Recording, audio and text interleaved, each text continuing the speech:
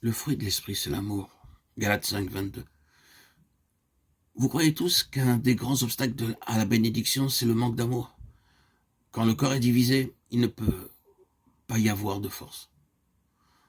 En Hollande, au temps des grandes guerres religieuses, quand ce pays résista si noblement à l'Espagne, une de ses devises était « l'unité fait la force ». Et vous savez que c'est seulement quand le peuple de Dieu forme un seul corps qu'il est un devant Dieu, dans les liens de l'amour, dans une profonde affection les uns envers les autres, un devant le monde, dans un amour que le monde peut voir. C'est alors seulement qu'il pourra saisir la bénédiction qu'il a demandée à Dieu. Rappelez-vous que si un vase, au lieu d'être entier, est en morceaux, il ne peut être rempli. Vous pouvez mettre un peu d'eau dans un tesson qui est un débris de vase. Mais si vous voulez que celui-ci soit plein, il faut qu'il soit entier. C'est littéralement vrai de l'Église de Jésus-Christ.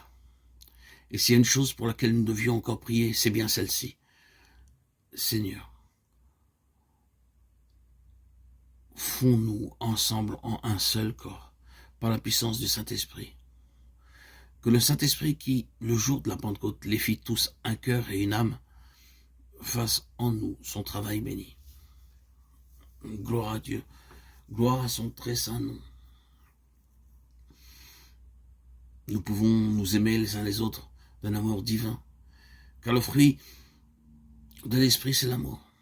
Frères et sœurs, bien-aimés en Christ, adonnez-vous à l'amour et le Saint-Esprit viendra.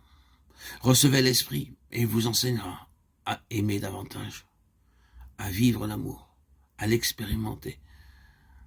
Et pourquoi le fruit de l'Esprit est-il l'amour? Parce que Dieu est amour.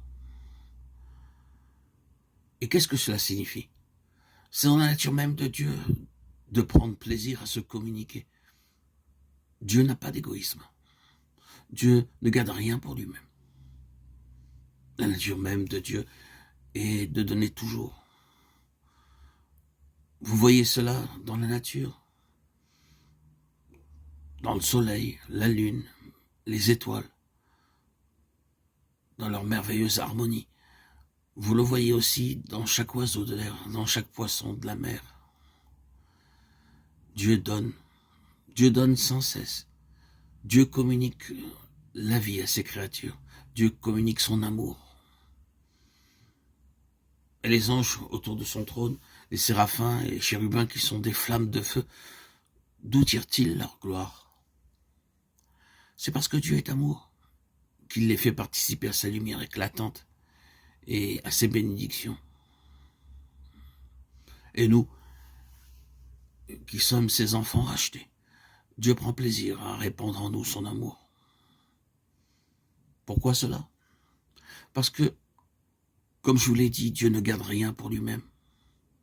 De toute éternité, Dieu avait un Fils unique et le Père lui-même a donné toutes choses et rien de ce que Dieu avait n'a été retenu. Dieu est amour.